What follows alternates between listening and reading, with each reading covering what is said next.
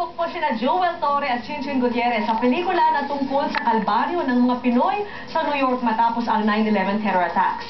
Narito po ang exclusive report. Kwento ng hirap ng mga Pinoy sa New York matapos ang 9/11 terror attacks. Obra ng mag-asawang US-based na mga Pinoy filmmaker na sina Kim Sikat at Sari Dalena ang Rigodon na kinatatampukan ni Joel Torre at Chinchin Gutierrez. Ligtas niyo kami sa digmaang ito. Mahigit 2 taon ang sipag at tiyaga ang pinuhunan ni Sikat at Dalena para mabuo ang Rigodon.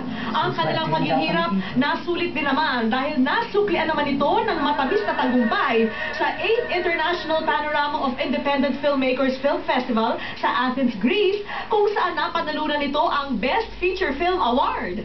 50 iba pang pelikula ang pinataob ng Rigodon. So it was a very sweet feeling na alam mo, hindi mo inaasahan tapos bigyan ng recognition. So, para ito sa ating bayan. Pero hindi raw nila makakamit ang tagumpay na ito, kundi sa tulong ng mga Pinoy sa Amerika na tumulong sa kanila na matapos ang kanilang proyekto. The faith and perseverance of the Pinoy spirit came through and yung tulungan ng mga tao. Kaya naman ang aktor na si Joel Torre na isa sa gumanap sa pelikula, tuwang-tuwa sa pagkapanalong ito. It's about time na we get the recognition, especially independent filmmaking. Parang triumph na rito sa independent filmmakers, sa independent spirit.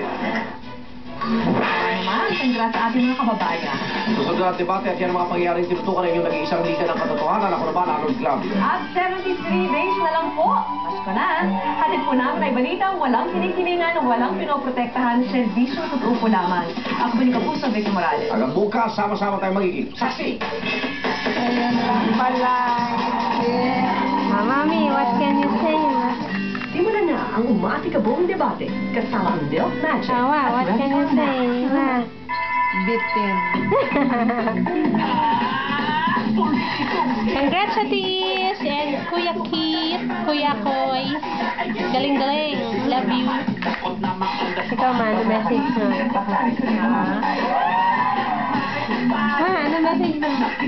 Ang galing-galing is. Talaga. Very proud of you, darling. As an opposition,